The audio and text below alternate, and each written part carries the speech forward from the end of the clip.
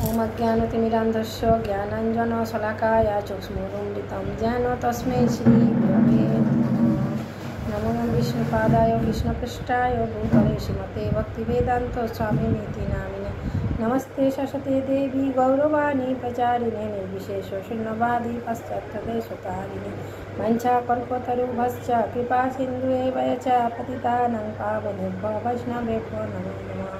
जय श्री कृष्ण चैतन्य प्रभु नित्यानंद श्री अद्वैत गदाधर शिवसादि श्री भक्तवृंद। हरे कृष्ण कृष्ण कृष्ण हरे हरे हरे राम राम राम हरे हरे। नमो विष्णुपादाय कृष्णपृष्ठाय भूतले श्रीमते जयपताका स्वामिनीति नामिने नमो आचार्यपदाय निताय कृपाप्रदाय नवरपदाय नवरग्रामोत्तारिणे। সকলের চরণে প্রণাম জানাই। হরে কৃষ্ণ।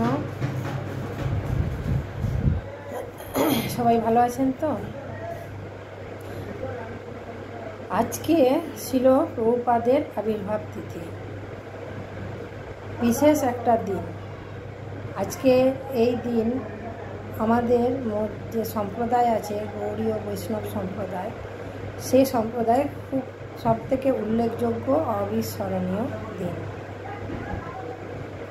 যেমন মা গঙ্গা তার পবিত্র জলে 3 লোকের জীবকে পবিত্র করেন, তেমনি পুরো পৃথিবীকে পবিত্র করার জন্য এই যুগে মহান সাধু জগৎগুরু শ্রীল অভয়াচরণারবিন্দ ভক্তিবেদান্ত স্বামী প্রভুপাদ আবির্ভূত হয়েছিলেন আজকের দিনে, আজকের বিশেষ দিনে। তো আজকের যে দিনটা, সে দিন জন্মাষ্টমীর থেকেও অধিক গুরুত্বপূর্ণ। জন্মাষ্টমী আমরা তো মহা আড়ম্বরে পালিত করি, ভগবান শ্রীকৃষ্ণের আবির্ভাব তিথি যেটা গতকাল গেছে, আর আজকে শিল প্রভুপাদের আবির্ভাব তিথি। তো আমার দৃষ্টিতে মনে হয় জন্মাষ্টমীর থেকেও শিল প্রভুপাদের যে আবির্ভাব, সেটা খুব যত্ন সহকারে এবং উৎসুকতা নিয়ে পালন করা উচিত। কারণ শিল প্রভুপাদের কৃপাতেই আমরা কৃষ্ণকে জানতে পেরেছি, মহাপ্রভুকে জানতে পেরেছি, হরিনাম পেয়েছি, শুধুমাত্র শিল প্রভুপাদের কৃপাতেই। তো আজকের দিনে আমরা আসুন কিছু প্রভুপাদের গ্লোরিফিকেশন করব। গুণমহিমা কীর্তন করা দরকার, প্রতিটা ভক্তকেই প্রভুপাদের গ্লোরিফিকেশন করা দরকার। সমুদ্রের মধ্যে যেমন ঢেউ গুণে শেষ করা যায় না, আকাশের মধ্যে যেমন তারা গুণে শেষ করা যায় না, তেমনি প্রভুপাদের গুণমহিমা কীর্তন কখনোই আমরা কীর্তন করে শেষ করতে পারবো না। এতই প্রভুপাদের কৃপা, এতই প্রভুপাদের করুণা। শ্রীল বিশ্বনাথ চক্রবর্তী ঠাকুর বলেছেন, সংসার দাবানলে দিবানিশি হিয়া জলে। সংসার, আমাদের সংসার কি? দাবানল। তো এই দাবানলের আগুন যেমন সহজে নেবে না, নেবে কি? নিজে নিজেই আগুন ধরে যায়, আবার আগুন নেভানোও যায় না, সহজে নেবে না। কিভাবে নেবে দাবানলের আগুন? আকাশ থেকে যদি বৃষ্টি হয়, মেঘ থেকে যদি বৃষ্টি হয়, তখন সেই বৃষ্টিতে দাবানলের আগুন নেবে। এরকম আমাদের হৃদয়, আমরা কেউ শান্তিতে নেই। আমাদের হৃদয়ে প্রত্যেকে কিছু না কিছু অশান্তিতে ভুগছে। সেই হৃদয়ের অশান্তি দূর করতে আমাদের কাকে প্রয়োজন? সদ্গুরু প্রয়োজন, সদ্গুরুর কৃপা প্রয়োজন। গুরুদেবের কৃপা ছাড়া আমাদের হৃদয় কখনোই শান্ত হতে পারবে না। তো সেইভাবে আমরা আমাদের গুরুদেবের যদি কৃপা দৃষ্টি পাই, তাহলে সেই গুরুদেবের কৃপাতে আমাদের যে হৃদয়ের আগুন আছে, হৃদয়ের যে অনল আছে, সে অনল নিভবে। প্রাপ্তস্য কল্যাণ গুণান বর্ষ বন্দে গুরু শ্রী চরণার বৃন্দম। এটাই হলো গুরুর মহিমা। এরকমই পরম গুরু জগৎগুরু শ্রীল প্রভুপাদ, সকল গুরুর গুরু কৃষ্ণ, সকল গুরুর গুরু হচ্ছেন ভগবান শ্রীকৃষ্ণ। আমরা জানি কৃষ্ণম বন্দে জগৎগুরু। কেন গুরু? কারণ সব কিছু শ্রীকৃষ্ণ থেকে আসছে, পরম্পরা যেটা। হ্যাঁ, গুরু পরম্পরা। আমরা শ্রীমদ্ ভগবদ গীতাতে পড়েছি এবং পরম্পরা মেদম, পরম্পরা প্রাপ্ত মেদম রাজস্বায় বিদু, অর্থাৎ সব কিছু গুরু পরম্পরা থেকে আসছে। গুরু পরম্পরা যেমন শ্রীকৃষ্ণ, তারপরে ব্রহ্মা, তারপরে নারদ, তার শিষ্য ব্যাসদেব, তারপরে মাধবাচার্য, এমনি করে করে আমাদের ঈশ্বর পরিপাত, তারপর মহাপ্রভু, শেষ তারপরে 32তম স্থানে আছেন শ্রীল প্রভুপাদ।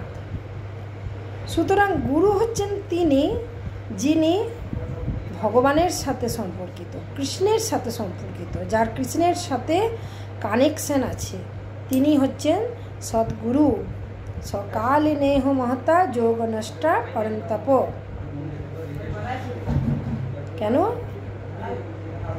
অবশ্যই ভগবানের সাথে আমাদের গুরুদেবের কানেকশন থাকবে, অন্যথা আমরা কি করব? জীবনের কি উপলব্ধি করতে পারবো না, জীবনের ভাব, জীবনের রস, সেগুলোকে আমরা উপলব্ধি করতে পারবো না। আমরা জানি শ্রীল প্রভুপাদ 70 বছর বয়সে থেকে প্রচার করতে শুরু করলেন। যে বয়সে মানুষ জীর্ণ হয়ে বৃদ্ধ হয়ে যায়, বৃদ্ধ হয়ে কি করে? ঘরে বসা, রিটায়ার্ডের টাইম, ঘরে বসার টাইম। তো সেই বয়সটিকে শ্রীল প্রভুপাদ প্রচার করতে শুরু করলেন। কোথা থেকে আবার প্রচার করলেন? আমেরিকার নিউ ইয়র্কে টম স্কোয়ার পার্কের থেকে উনি বসে প্রচার করতেন। গাছের তলায় বসে উনি কী করতেন? উনি কীর্তন করতেন এবং করতাল বাজিয়ে, অর্থাৎ হরে কৃষ্ণ মহামন্ত্র কীর্তন করে সকলকে আকর্ষণ করতেন। পার্কে যুবক যুবতী, তরুণ তরুণী যারা, প্রথমে ছিল প্রভুপাদ কিন্তু হিপিদের মধ্যে প্রচার করেছিলেন। হিপিরা হচ্ছে এমন এক প্রজাতি, হিপিরা ছিল এমনই হেন, মানে ওদের মধ্যে কলি পূর্ণ রূপে ভর ছিল, কলির ভর ছিল।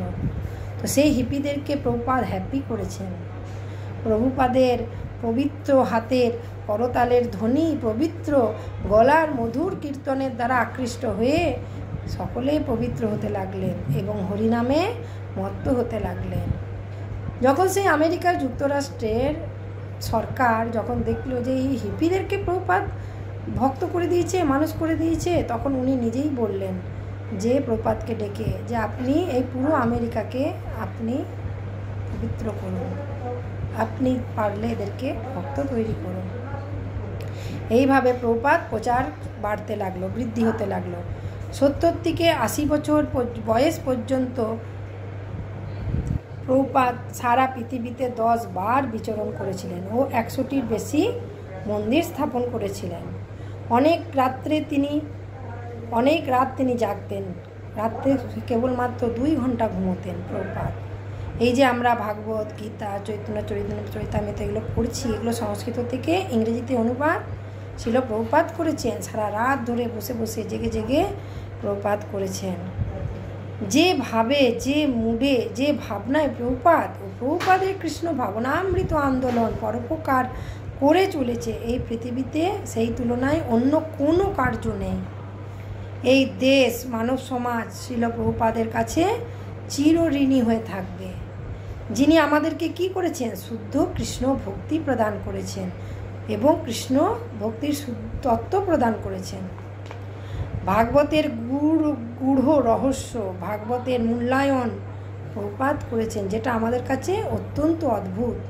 প্রভুপাদ এত সুন্দরভাবে তাৎপর্য বিশ্লেষণ করেছেন, তবেই আমরা সেটা পাঠ করে হৃদয়ঙ্গম করতে পারছি শুধুমাত্র প্রভুপাদের কৃপাতে। এত সহজ সরল ভাষা। সমাজে তো অনেক মন্দির আছে, কিন্তু যে স্বচ্ছতা, যে ব্যবস্থা, যে সিঙ্গার, যে বিগ্রহ সেবার স্ট্যান্ডার্ড প্রভুপাদ আমাদের দিয়েছেন, সেটা আমরা অন্য কোথাও দেখতে পাই না বা কোনো মন্দিরে আমরা দেখতে পাই না। এটা তো আমাদেরকে মানা উচিত, মানতেই হবে। ইস্কনে যেভাবে সেবা হয়, বিগ্রহ সেবা হয়, ইস্কনে যেভাবে আরাধনা হয়, সেভাবে কিন্তু আমরা অন্য কোথাও দেখতে পাই না। সব থেকে বড় কথা, প্রভুপাদ যখন আমেরিকা গেছিলেন, তখন যে জাহাজে করে গিয়েছিলেন সে 40 টাকা নিয়ে, মাত্র 40 টাকা, এবং তিনি 10 বছরে 40 কোটিরও বেশি সম্পত্তি অর্জন করেছিলেন।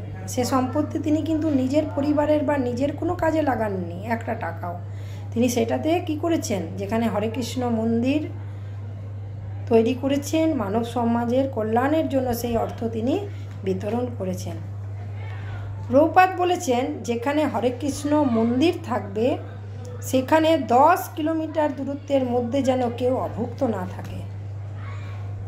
এটা প্রভুপাদের বিশেষ কৃপা। সেই জন্য আমাদের ইস্কনে কি তৈরি হয়েছে, অন্নদা কমপ্লেক্স। ফ্রিতে প্রসাদ বিতরণ হয়। শিল প্রভুপাদের সবথেকে বড় অবদান হলো চৈতন্য মহাপ্রভুর ফিলোসফি আমাদেরকে প্রদান করা। প্রভুপাদের দ্বারা গ্রন্থ তত্ত্ব পুরো সহজ সরল, কনসেপ্ট ক্লিয়ার। ভগবানকে কৃষ্ণ প্রভুপাদই আমাদেরকে শিখিয়েছেন কৃষ্ণকে আমরা কিভাবে পাবো, কিভাবে কৃষ্ণের কৃপা পাবো, কিভাবে কৃষ্ণকে জানবো। কৃষ্ণ কোথায় থাকেন, বৃন্দাবনে। আমাদের মূল লক্ষ্য কি, কৃষ্ণ প্রেম। তার প্রমাণ কিসে আছে, ভাগবতে। এটা প্রভুপাদ আমাদের শিখিয়েছেন, স্পষ্ট ফিলোসফি। আমরা ইস্কনে দেখতে পাই ছোট ছোট বাচ্চারা তিলক কণ্ঠী মালা ধারণ করে ভক্তি করছে, শুধুমাত্র এই মহান সাধুর কৃপাতে। আমেরিকার মানুষদেরকে ভারতীয় সংস্কৃতি শিখিয়ে শিল প্রভুপাদ তাদেরকে ভক্ত তৈরি করেছেন। নিজে রান্না করেছেন, এই বয়সে প্রসাদ পরিবেশন করতেন। তারপরে সেই বাসন ধুয়ে নিজের হাতে সকলকে তিলে তিলে শিল প্রভুপাদ ভক্ত তৈরি করেছেন। প্রভুপাদের এই অবদান আমরা যেন কখনোই না ভুলি। কত কষ্ট করে প্রভুপাদ এই ইস্কন সংস্থা তৈরি করেছেন। যেতে যেতে নিজের মতন আবার মহান অনেক সাধু সন্ত বৈষ্ণব আমাদেরকে দিয়েও গেছেন রত্ন। এরা সবাই রত্ন। আজকে আমরা ইস্কনে যত গুরুবর্গদের দেখতে পাই, যত ব্রহ্মচারী, যত সাধু মহাত্মা, তারা মহান রত্ন, শিল প্রভুপাদের হাতে তৈরি তারা। প্রভুপাদ আমাদের শিখিয়েছেন আচরণই হলো ধর্ম। আমরা যেটা আচার করব সেটাই প্রচার করব। প্রচার করতে গেলে আগে আমাকে আচার করতে হবে, এবং আমরা যেন গুরুদেবের আনুগত্যে সেটা করতে পারি। মহাপ্রভুর এমন মহান সৈনিক, মহান সাধুর চরণে বারবার প্রণাম নিবেদন করি, এবং এই শিল প্রভুপাদের শ্রী চরণে প্রণাম নিবেদন করে আমি আজকে আমার বক্তব্য শেষ করছি। হরে, আসুন আমরা প্রভুপাদের এই কৃপাটাকে সাথে নিয়ে ভক্তি জীবনে এগিয়ে চলি। হরে কৃষ্ণ কৃষ্ণ কৃষ্ণ হরে হরে, হরে রাম রাম রাম হরে হরে। শিল প্রভুপাদ কি জয়। ইস্কন প্রতিষ্ঠাতা ভয়চনারবিন্দ ভক্তি বেদান্ত স্বামী প্রভুপাদ কি জয়। জয় গুরুদেব কি জয়। অনন্ত কোটি বৈষ্ণব ভক্তবৃন্দ কি জয়।